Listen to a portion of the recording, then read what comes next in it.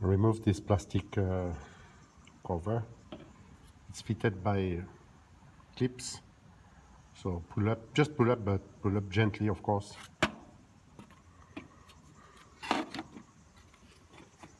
Remove this cover.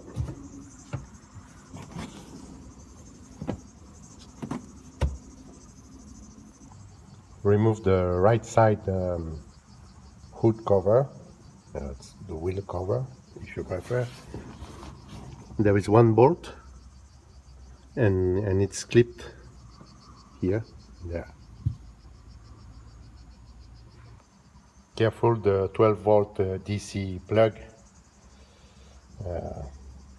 because of the wiring. No need to remove anyway, but just careful to not break it when you remove or move the panel. Remove the 3 little springs. In fact, when you fold the backrest, it's folding in the same time the belt lock. So don't forget to remove, or you cannot remove the back seat. You need to remove the 2 sides cushion to have access to this bolt. And look, there is a pin, so don't forget when you put back to care about the pin here. Yeah? And it's a 15 millimeter socket. Remove the plugs of the airbag sensor in each side, and then unscrew the 2 bolts in each side also. It's number socket 14. Careful also to not block the wiring under the plate here. It could be cut, and it's the airbag sensor, so I think it may be a big problem after. And also, if you have a possibility to be helped, it will be really better, because this side is freaking heavy. Voila. Then, as you can see, also there is a pin here and a hole, of course. So careful to put well this pin before to put the screw and tight. And there is, it's number 14 each side. There is one each side. When you remove the backrest, remove this side first, the small side first, and when you put back first the big side, because there is a pin crossing here, a long pin, and you must to put inside also here. And after, there is 2 bolts in each side. I will show you. To remove the backrest, there is a long pin here, who is coming into this one. So better to remove first this one, and to put back first this one, the small part, the small side, I mean. So it's a 15 and 17 bolt here to hold this plate. This bolt is attached to the belt. Then remove the carpet to have access to the fuel pump door cover, I mean. Remove this plate with a 10 millimeter socket. There is 4 bolts.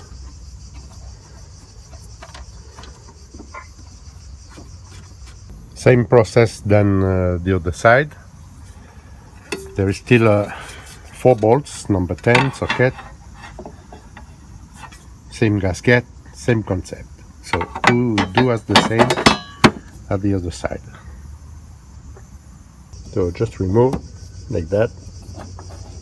There is a cut, especially for that. There is 3 hoses.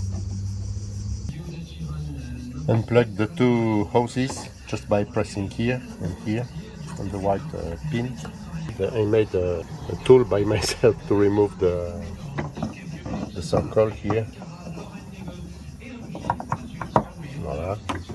And I use a bar to make a lever to unscrew because it's difficult, and if you use a hammer and a screwdriver, you may broke the pin here. You see.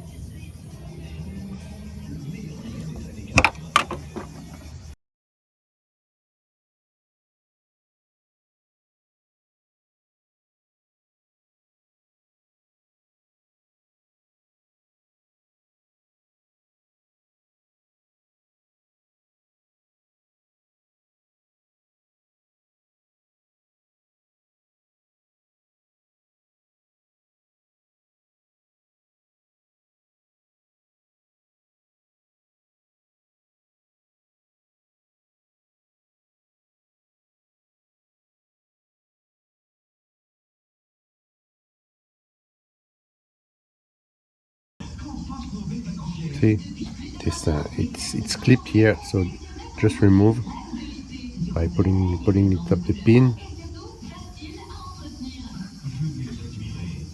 Sorry for the noise, but I'm not alone. See, it's clipped here on the gauge. Remove the connector from here.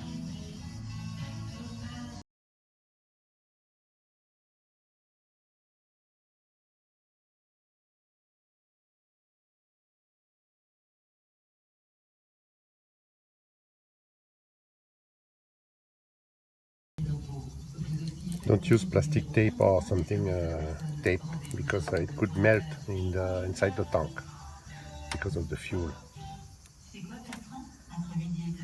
So now you can remove that.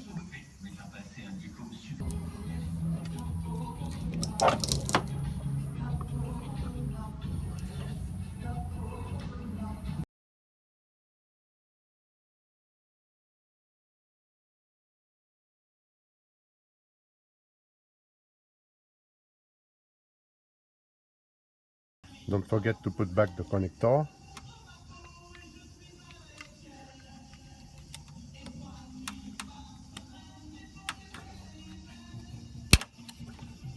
Now you can put back the gauge. Put back the gauge in the tank. Oh, I never film it because everyone will make at his own. I think there is no rules specific for that. And after, you can put back the brace with the tools. This arrow should be here, this way. So when you tighten up the brace, bring it onto the left a little, like that. When you finish to tight, sorry, it's coming straight after. I will show you the result. When you tighten the brace, the gauge is coming with the brace. So if you put on a bit on the left, after you should gain the space